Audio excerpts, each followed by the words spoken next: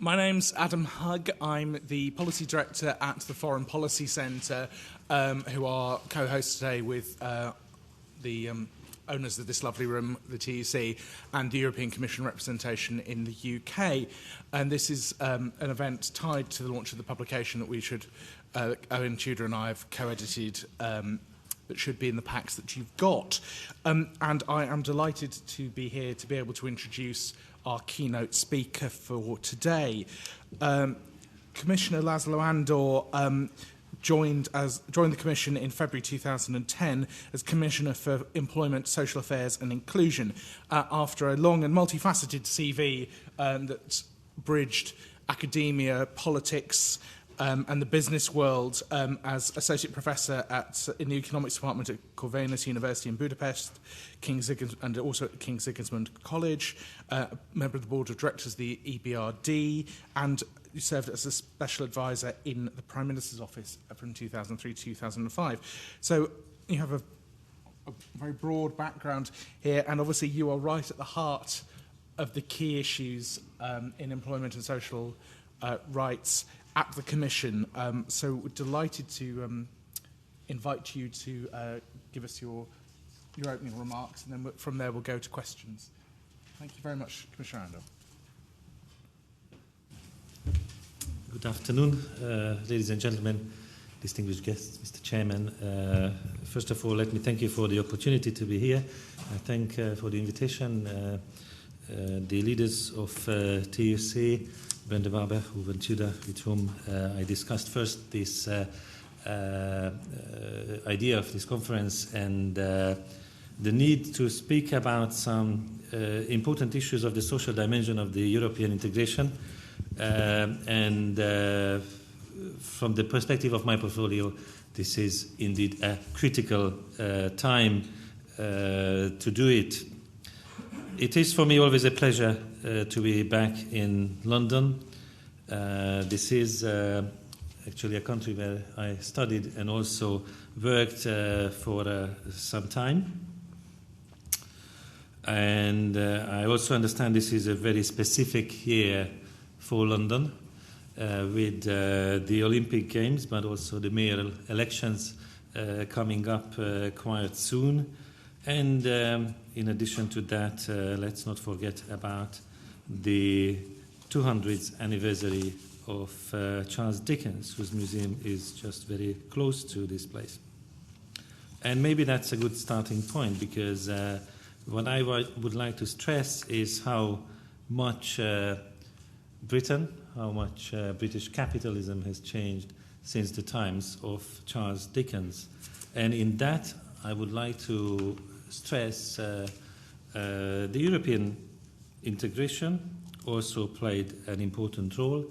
I believe the EU integration and, on the other hand, the development of the post-war welfare state make a critical difference in this history. And I also believe that the two are interlinked, because both the European integration and the development of the welfare state came in order to close the dark chapters of history.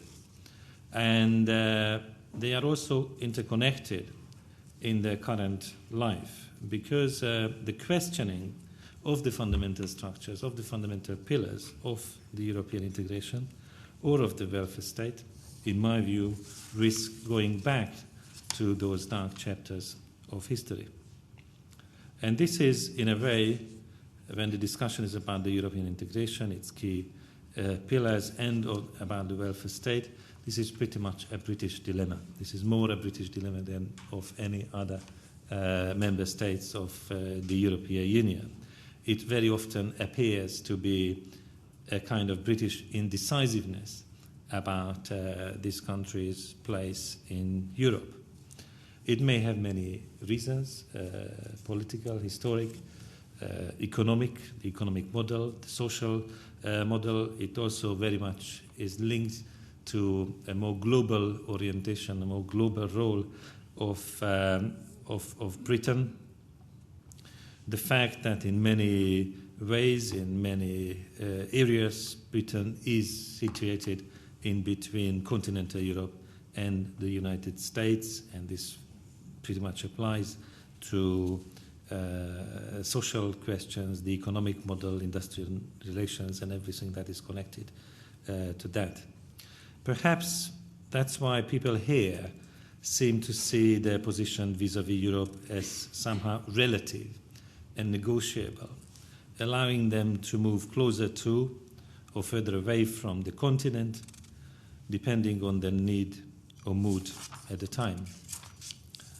In my talk today, I want to take issue with that widespread belief in the absoluteness of the market, which is pretty much what they often call the Anglo-Saxon way of thinking, and the relativity of Britain's engagement with Europe.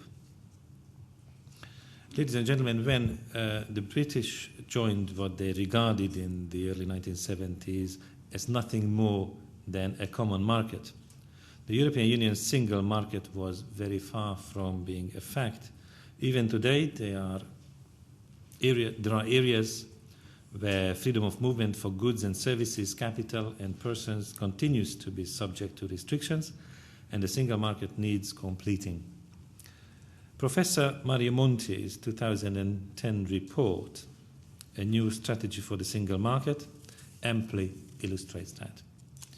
While the treaties enshrined those economic freedoms, they also underpin them with fundamental social rights, rights for the individual, for workers, and for their families. The desire to foster improvements in living and working conditions and promote economic and social progress is a theme that runs through all the treaties, along with the concern to ensure supply to and freedom of competition on the market. Article 3 of the Treaty on European Union speaks in particular of balanced economic growth and price stability, a highly competitive social market economy aiming at full employment and social progress, a union that combats social exclusion and discrimination, that promotes social justice and protection, equality between women and men, solidarity between generations, and protection of the rights of the child. By balancing economic freedoms against workers' and citizens' rights, I believe that EU social legislation has undeniably brought huge benefits for UK workers and business. Let me quote a few examples of rights of UK workers that stem from EU legislation. The minimum 4 weeks paid annual leave, better protection for fixed-term and temporary agency workers, workers' rights to information and consultation by their employers. The EU's occupational health and safety legislation is an area of great importance here. It has helped make the EU a world leader in health and safety at work.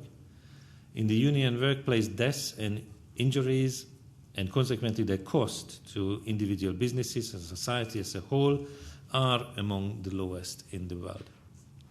They have also fallen dramatically, partly as a result of the adoption and implementation of EU legislation. In the past 10 to 15 years, accidents at work in the EU of 15 have fallen by more than a quarter, and fatal accidents dropped by over 40%. Even in the UK, which has a good health and safety record, the number of accidents at work fell by 28% between 1998 and 2007, owing in no small part to EU legislation. Now, of course, people may ask, and sometimes they do, that while EU social legislation may be good for UK workers, doesn't it hurt UK employers and destroy the country's competitiveness, especially with the SMEs in mind?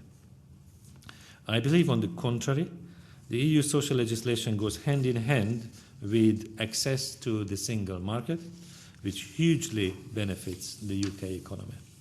The single market is one of the EU's great successes, but it cannot function properly without fair competition, just as you cannot play cricket on a sloping ground.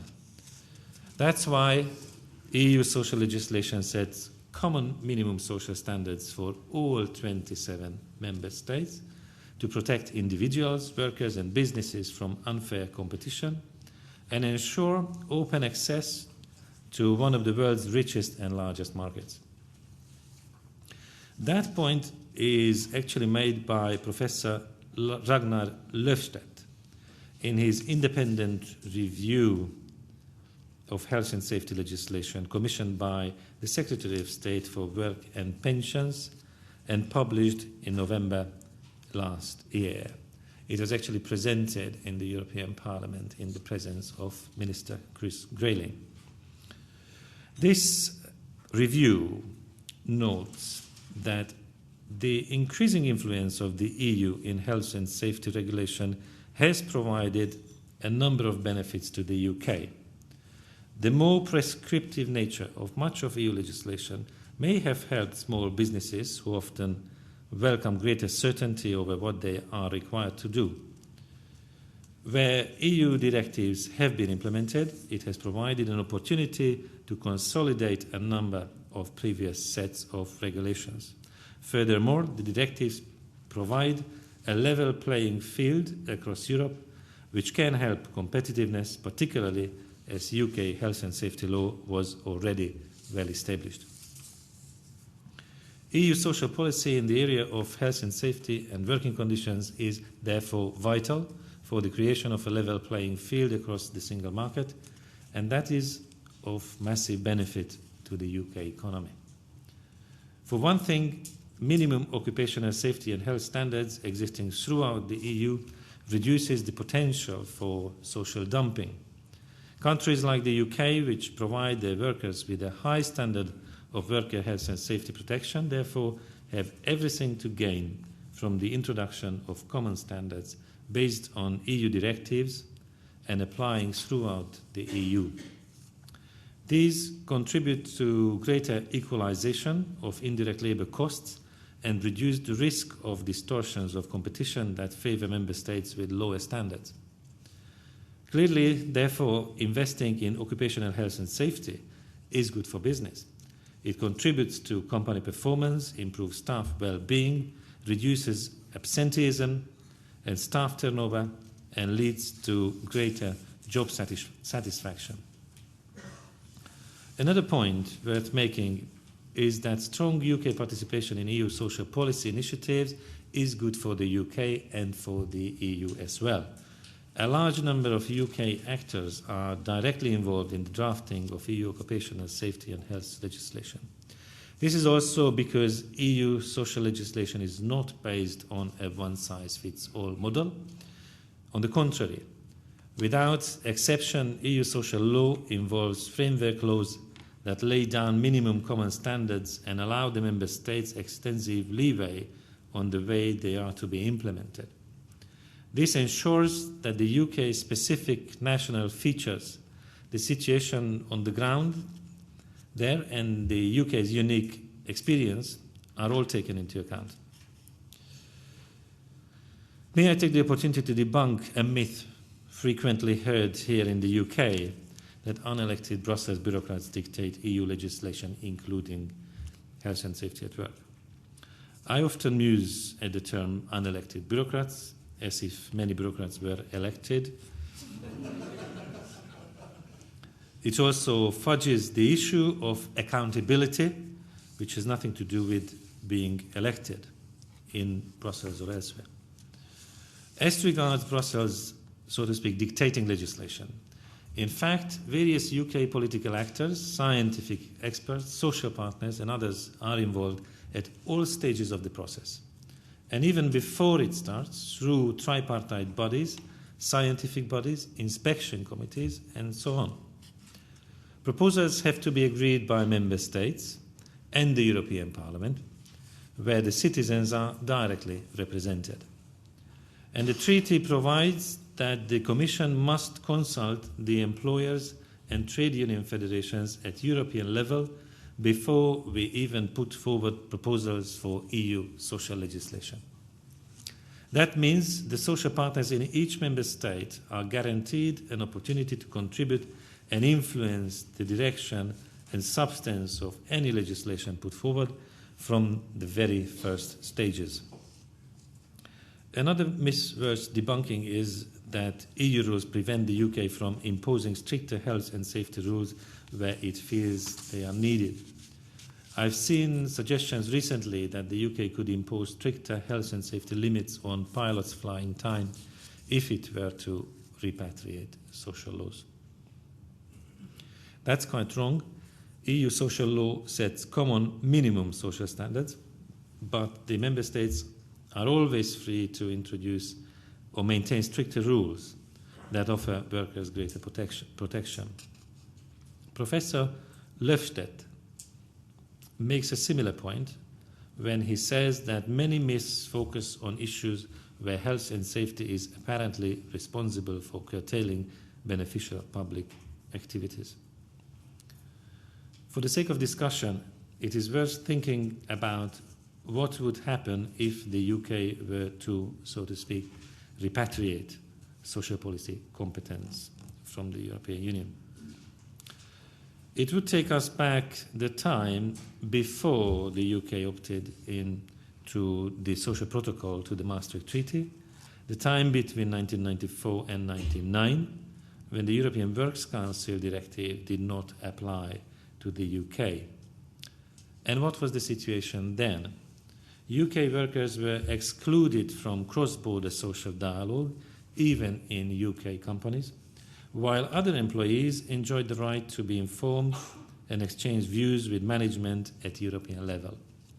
The UK situation and UK workers' interests and views were left out of discussion at EU level. Businesses and employees all remember those times well. UK companies were obliged to base their European Works Councils on other member states' legislation and could not properly involve their own employees in the dialogue established.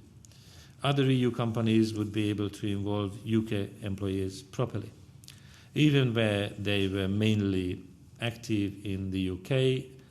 American companies chose German, Belgian or Irish representatives to settle their European employee relations. When the UK opted in, the Directive on European Works Councils applied to the UK, and the UK implemented the 2009 recasting of the Directive along with other member states. Today, 115 of around 1,000 European Works Councils in existence are established in UK companies, and 180 under UK law, which has also attracted some American and Japanese companies. I see only benefits for UK and other EU employees and companies in playing a full part in the EU rules on European Works Councils, especially in these uncertain and difficult times when better employee involvement is needed. From a more strictly legal viewpoint, under the EU treaty, legislation which has been agreed by the Council, where all member state governments are represented and put forward their views on proposals, and the European Parliament is binding on all member states. A change in the treaty would be required to give the UK an exemption from EU social and employment legislation, and that change would also demand the agreement of all the member states. In our experience, employers often complain not about the EU directives themselves, but about how they have been implemented by national governments and about national rules which do not come from Brussels. Repatriating powers would not change this. I therefore think it is clear that repatriating social policy competences is really a nonsense, legally, socially, and politically. Ladies and gentlemen, along with my portfolio, I inherited a few thorny issues that have raised a lot of discussion and which I must say a little about after discussing the UK relations with EU in terms of employment and social legislation. These difficult subjects cover the Working Time Directive, temporary agency workers, and the Posting of Workers directives. So let me tell you a few things about these three topics. Let me start with the Working Time Directive. We need to adapt the current EU rules on working time to take account of profound changes that have taken place in recent years in the world of work. A few examples of those changes are the intensification of work, the impact of IT,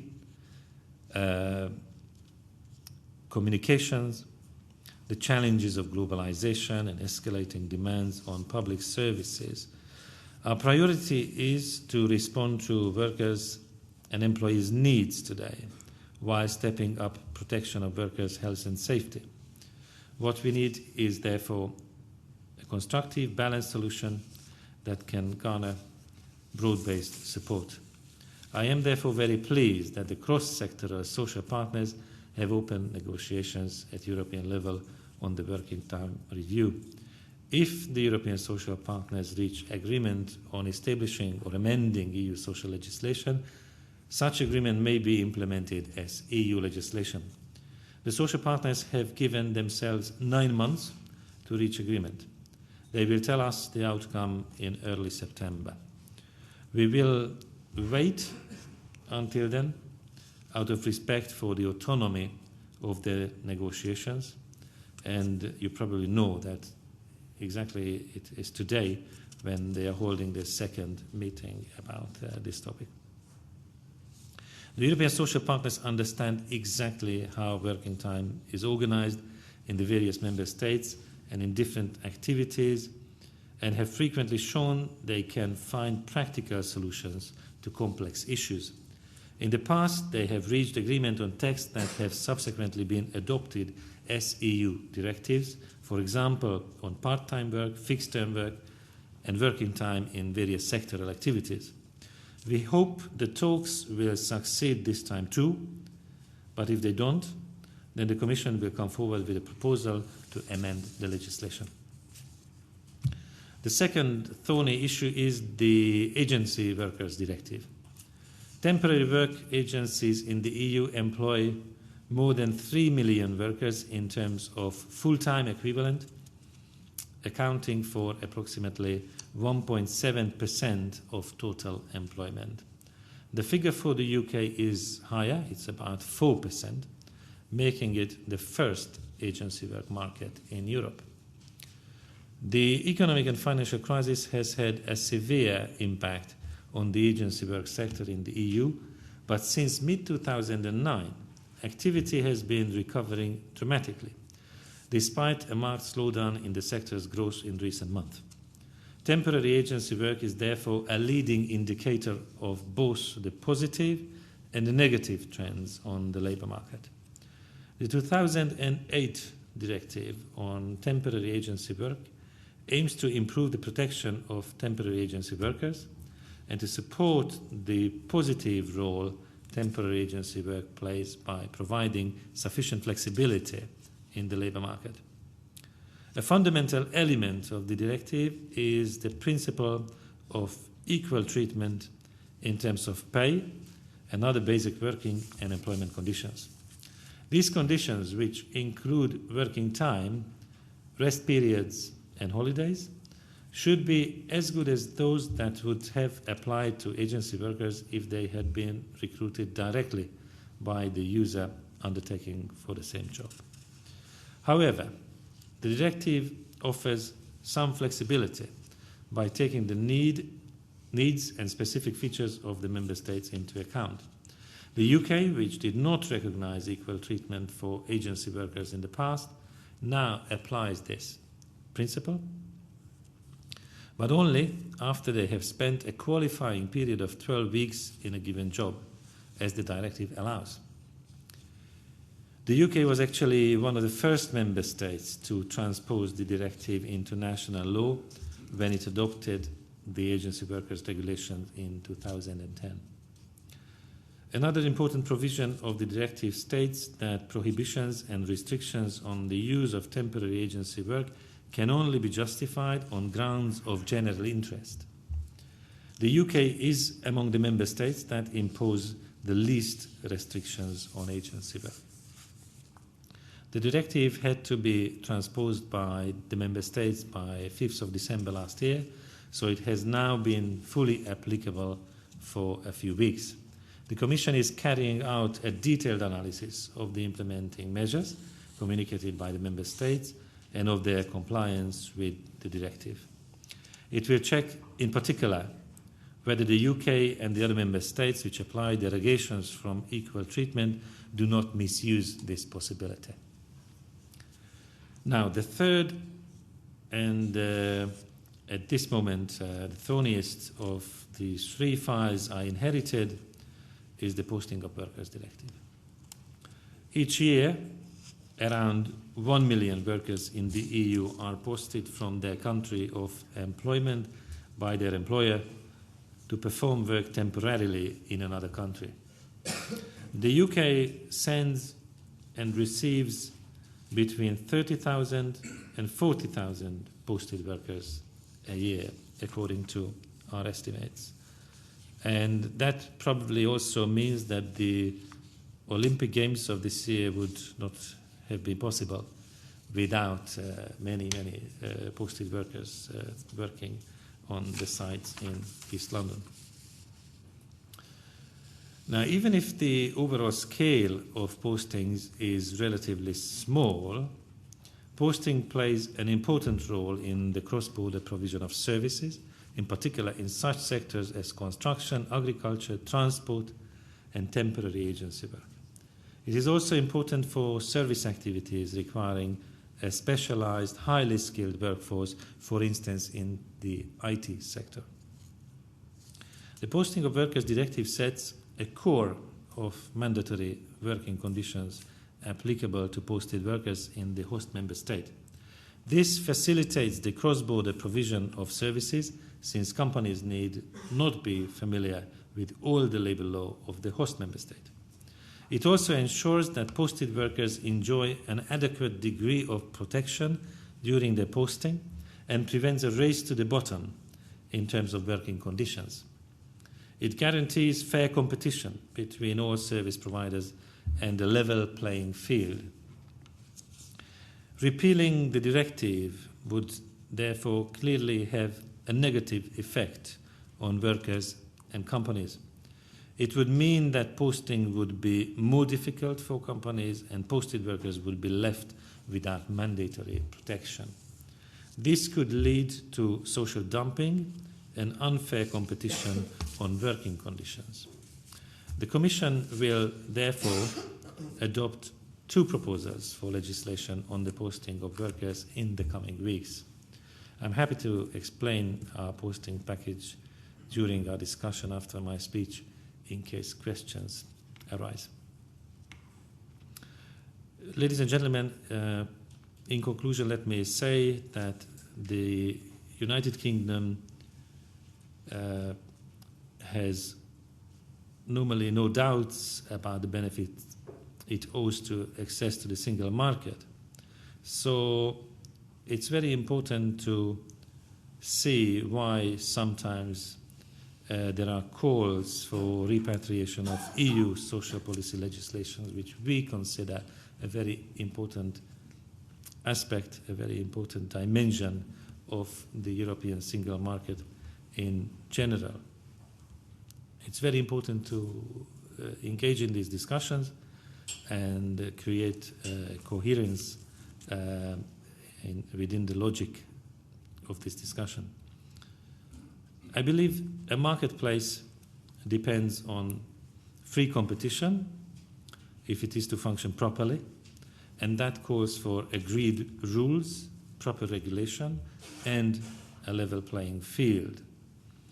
I have every confidence that the British people's innate sense of fair play will guide politics in this area too. Deep down, I'm also convinced that the marketplace is for meeting people's needs and not primarily for profits. And I'm sure the map of Europe would look very strange with the UK missing from the puzzle. I thank you very much for your attention, and I look forward to your questions and comments, whether they are related to the topics I discussed or perhaps other issues on the employment and social agenda of these times. Thank you very much. Thank you very much.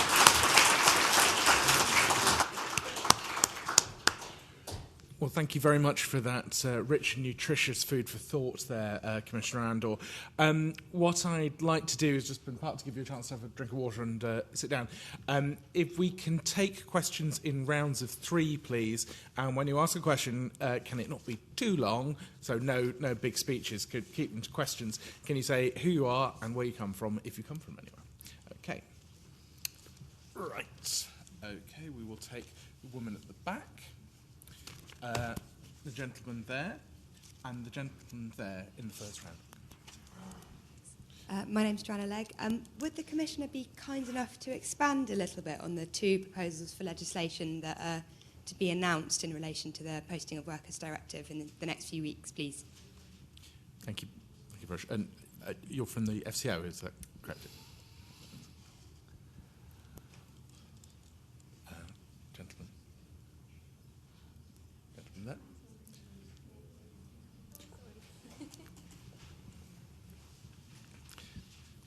Philip Souter from Business for New Europe. Do you think, Commissioner Andor, that the British veto on the 9th of December has in any way damaged the UK's ability to get what it wants on various dossiers that you oversee? It's a very political question, and you'll probably give a very diplomatic reply, but I think a lot of people in this room would be interested in your views on that subject. Particularly on employment? Yes, social employment, various dossiers that you sort of oversee. My name is Graham Lane. I don't know whether you have any influence on countries' employment appeal rights, because the present government are beginning to take away quite seriously the appeal rights of employees against unfair dismissal, and also affecting discrimination and making quite serious charges in order to even to go to the employment tribunal in the first place. And I just wondered whether, in fact, the Commission had any leeway in this, because if certain rights are removed, then there's a kind of unfairness creeping into people's rights at work. Mm-hmm. We'll start with those, then we'll come back for a second round in a minute. Commissioner Andor? Okay, let's start with... is this working? Yes.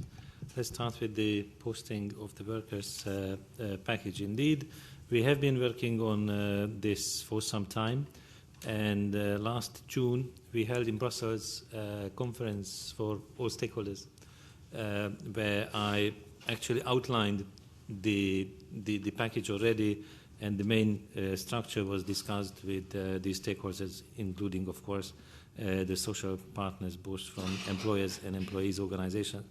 It looks like delivering an enforcement directive. As I said, the intention is not to reopen or revise the existing directive, but in order to eliminate the ambiguity and the problems around the implementation, it's very important to provide a lot of clarifications and improve the administrative cooperation around the posting practices. So that's why it is an enforcement directive. And the main deliverables in this are elements that can improve administrative cooperation and clarify the practice of posting. And then this will be coupled with a so-called Monti II regulation, which follows upon a Monti I regulation of some time ago, more than a decade ago, when the fundamental social rights were addressed in the context of cross-border trade. And now in the case of cross-border services, we also want to ensure that fundamental social rights cannot be subordinated to economic freedoms. In fact, this proposed text states that the two cannot be subordinated to each other, and it also provides further clarifications of what needs to be done in case of conflicts. And, for example, stating the primacy of national courts, especially because some of the most heated and polarized debates concerning posting took place at courts and following in a follow-up to some very famous court cases. So this is the structure. I believe the structure was welcome after this June conference and in the autumn period. What we have now, still now, a kind of fine-tuning, but you can imagine when the European Commission is fine-tuning something from various stakeholders, there are various approaches in order to help this fine-tuning to this or that direction. So we have been doing this exercise very carefully in order to maintain the fundamental balance of this proposal, to get the right balance and maintain the original intention of this directive, to facilitate cross-border services, because I believe this is good for the European economy. It creates opportunities for many workers in Europe, but at the same time ensure that the conditions of these posting practices do not undermine social rights, do not create a race to the bottom what concerns working conditions. Now, the 9th of December episode is very interesting. And I must say, as a Hungarian, which I should not forget what I am, it's not only interesting from a UK perspective, because the UK was not the only country which had, at least at first approach, a kind of difficult relation with the proposal. In fact, very frankly, it was not a great surprise that the British Prime Minister decided to distance himself from a particular continental proposal, while it was more surprising, let's say, in the Hungarian case, that it was not obvious that Hungary or the Czech Republic should be in the circle that goes forward for a stronger integration, stronger governance within the European Union. Look, I believe that by the time of the last informal European Council, which took place just early last week, the climate has changed a little bit, and that's why I would say it was perhaps an episode when difficult political dilemmas may have played a role on all sides. What concerns my personal cooperation, I haven't seen any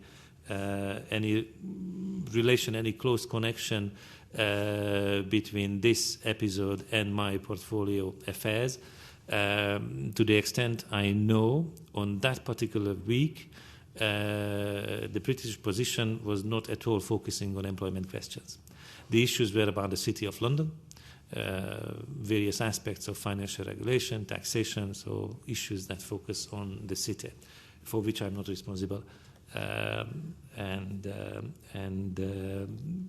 At least at this time, employment legislation or the social dimension were not discussed, at least not before publicity. So I do not expect any kind of impact on my cooperation with the British government, particularly Mr. Grayling, who attends the council meetings. There will be actually next week, 1 week from now, council of the employment ministers, so we will have an opportunity. On the discrimination, the EU has to protect the law and the rights of the people, and that means that whenever there is an experience of violation of rights, which are laid down in the EU law, the European Commission has an obligation to protect the citizens and their rights, and this very often leads to infringements. There are ongoing infringements, many because of situations like that, and it's probably well known from the press, the free press, that also vis-à-vis the UK, there is an ongoing case which may be connected to the question. Excellent. Thank you very, very much. Got time for one more round of questions, so if people can have their hands up. Karen had her hand up in the first round, so go to Karen. Gentleman at the back there. Oh, is this 4 of you? We'll make it 4. Gentleman at the back there, Roger, and then the gentleman at the back there. Thank you. Karen Clements from the British Chambers of Commerce. A report out this week showed that hirings of temporary agency workers is down, and the respondents have cited the agency worker regulations as a reason for this. If this trend continues and the agency market in the UK does contract, what can be done to reverse it? Do we look at the UK implementation of the rules, or do we go back to the original rules themselves? Thank you. Gentleman at the back there. Yes, I'm hearing a faint dinging in the background. There is a fire alarm scheduled for 4:30, so if it starts blaring, we're probably not about to die. But if it continues, then please leave in an orderly manner. Hi, my name is Leo Pollack. I run a startup called Economy Wide, which is a supply chain and labour transparency platform for the web and phone app, and hopefully you'll hear more about us in the years to come.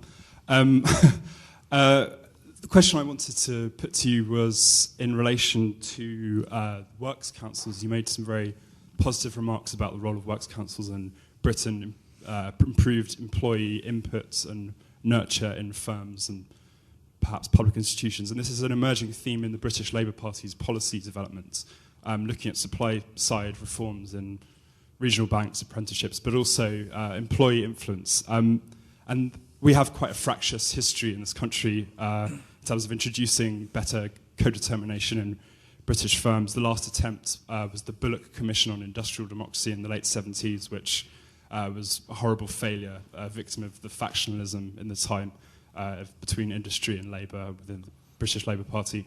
I'm wondering if you could give us some advice, the TUC and the CBI and British Chamber of Commerce, some advice as to how we can approach this upcoming agenda in a slightly more constructive way than we have in the past. Thanks. To Roger Lyons there. And the gentleman at the back. Oh, as you've already got the mics there, if you want to. Okay, thanks, yeah. It's Michael McGough. I mean, it's a bit political, but is it not the case that by signing up to this fiscal union treaty, the 26 countries or whatever the number is, that then taking that forward and rolling those into the main treaties in 2017, I think, is the intention, that there'll be a really big divide then, that may force Britain to pull out of the EU and seek a different relationship, because there's no way that we would sign up to a full fiscal union. Roger. Yeah, Roger Lowndes. We tend to think that there's a high level of employment protection across the EU, and we quote it very often, especially here in the UK, so right from Jacques Delors' original discussion. But it doesn't mean we're always at the top of the Premier League on this kind of question. I mean, this week, for example, there was a general strike in Israel, started on Wednesday, of all public sector workers, whether they're temporary or agency or any other kind, for full employment rights for all agency workers. The private sector in Israel has already agreed to accept the claim of the trade union centre. But the Israeli government, with regard to public sector workers, is quoting the EU as having lower standards than being sought through collective bargaining in Israel. Are you aware of this, and what can the EU do to review its own standards? Okay, thank you very much. I'll hand back to the Commissioner. Well, on the first question, I don't see any kind of EU competence in terms of influencing the market outcome. So it's it's, I think, very important to facilitate these activities to ensure that the standards are maintained. But the outcome is very much up to how the economy is functioning, whether there is a recovery, whether there is a downturn. And this is something which the national government policies can affect better than the EU institutions. Even if there is a downturn, here probably there is still much more vibrant market of the temporary agency work than in many other European countries. So that's why I cannot say that we could look at individual country experiences and then intervene. So where we have to intervene is the level of unemployment, and especially the level of youth unemployment. So you probably saw that since December the Commission came forward with a more robust youth employment policy, and we are changing the mode of operation what concerns the use of the structural funds, as approaching countries where there is an excessively high youth unemployment rate. So we are moving towards more a kind of excessive unemployment procedure, but not kind of micromanaging the structure of the labour market in the sense of how various types of work relate to each other.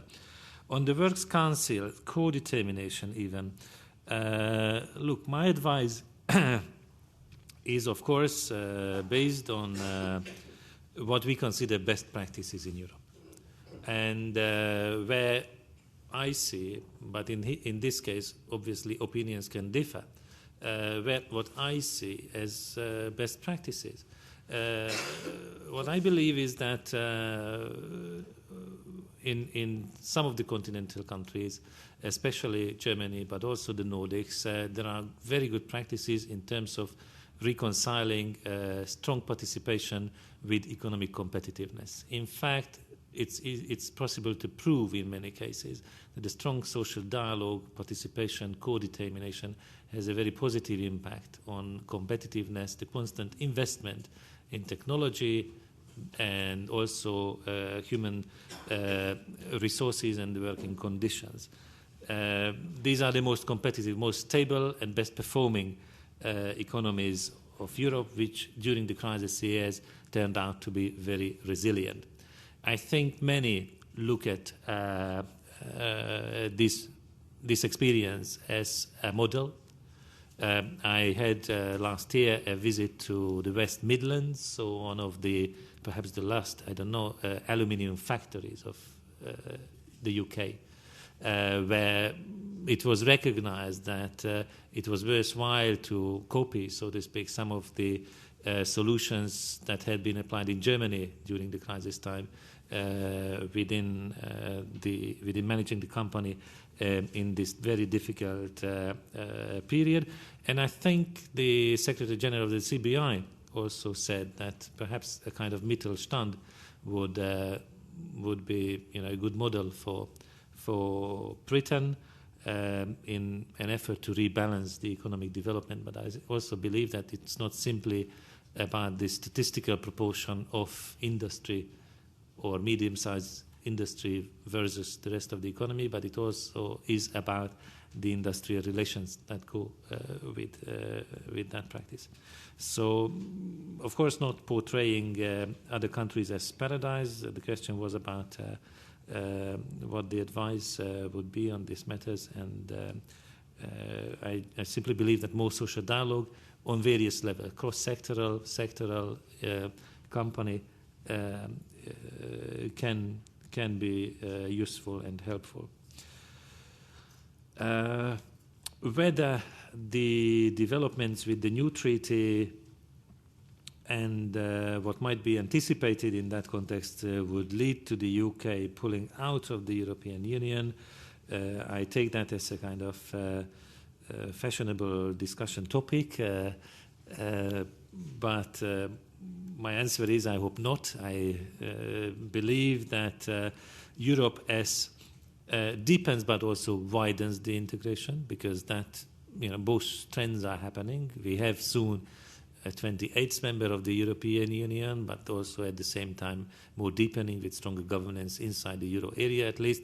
So there is a dynamic through the decades of both deepening and widening the EU integration, and there hasn't been any departures from this, probably with the exception of Greenland. If I think from the point of view of historic accuracy, that has to be added, which means that this community is capable of responding to diversity, to create a unity in every period out of the very diverse conditions, and turn the capacity to integrate, to trade with each other, but also to coordinate governance better to the benefit of all. This is the big challenge, by the way, to maintain this capacity after this very devastating economic and financial crisis of the recent, perhaps we can say, current period.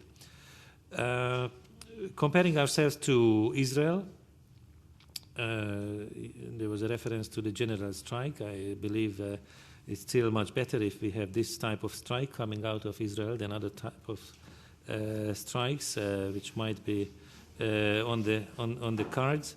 I'm aware, of course, the very kind of developed nature of industrial relations and high quality of that in Israel. We have relations, we have dialogue, we have exchanges with Israel, but I must say that this is also sometimes depends on let's say, the general political climate. But that should not affect the capacity to look at good practices if they might be better outside the European Union. You don't need to go that far as Israel. You have Norway quite close to us. That's also a country outside the European Union which offers very good practices in many ways. So we are obviously ready to look at all those, but we have to kind of learn without the assumption that practices of other countries can simply be copied or transplanted from one environment to the other. It always depends on the local conditions, the stakeholders in the place, the local society, the determination from history and politics of the given place, which needs, we need to build on. Thank you very much, Commissioner. Right, I think that is bang on past, which is excellent timing. I would like to just basically re-extend my thanks to the Commissioner for coming here today, and thank you very much. Thank you.